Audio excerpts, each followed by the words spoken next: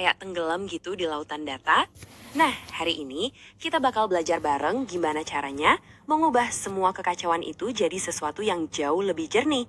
Kita mulai dari dasarnya dulu ya, fondasi paling penting dalam analisis data, yaitu analitik deskriptif. Pasti pernah kan, kita semua ngalamin ini. Buka laptop, di depan mata ada spreadsheet penuh angka, statistik, yang kelihatannya acak banget, cuma kayak noise aja. Terus pertanyaannya, gimana caranya kita nemuin makna di tengah semua ini? Nah, tenang, itu dia yang bakal kita bedah bareng-bareng. Oke, kita mulai dari bagian pertama ya. Yuk, kita coba pahami dulu kenapa sih data mentah itu sendiri sering banget jadi teka-teki yang susah dipecahin. Jadi gini, bayangin aja data mentah itu kayak bahan-bahan kue yang masih berantakan di atas meja.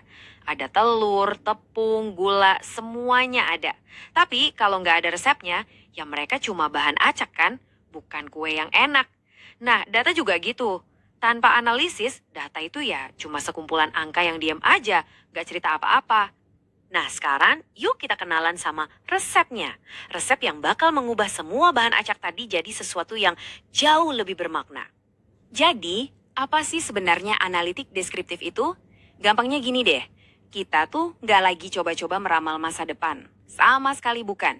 Fokus kita cuma satu, meringkas dan ngertiin apa yang udah kejadian.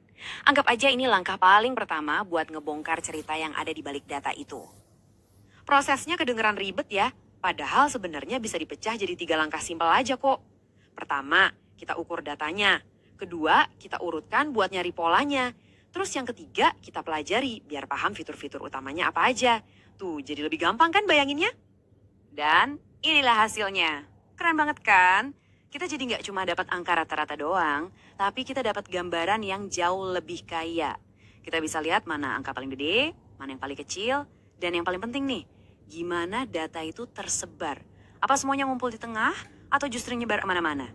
Nah, disitulah insight yang sebenarnya. Oke, teori aja kan nggak cukup ya. Biar lebih kebayang, yuk kita lihat gimana analitik deskriptif ini bekerja di dunia nyata. Kita pakai contoh studi obat ya. Coba bayangin, ada sekelompok peneliti lagi nguji obat demam yang baru. Nah, mereka punya segunung data suhu pasien dari sebelum sampai sesudah minum obat. Ya, saat itu datanya cuma daftar angka-angka acak aja. Terus, apa hal pertama yang mereka lakuin? Pastinya ngitung rata-ratanya. Dan hasilnya, ternyata suhu pasien turun rata-rata 1,5 derajat Celcius. Wah, kedengarannya kabar bagus ya. Kayaknya obat ini sukses besar nih. Tapi tunggu dulu. Apa bener rata-rata itu udah menceritakan semuanya? Coba deh kalau kita jadi dokternya. Pasti kita pengen tahu dong. Ini obat manjur buat semua orang nggak? Apa penurunannya selalu pas 1,5 derajat? Nah, angka rata-rata doang, jelas nggak bisa jawab itu semua. Dan disinilah gambaran lengkapnya mulai kelihatan. Pas kita lihat frekuensinya, ceritanya jadi beda banget. Emang sih, mayoritas pasien ngalamin penurunan suhu rata-rata.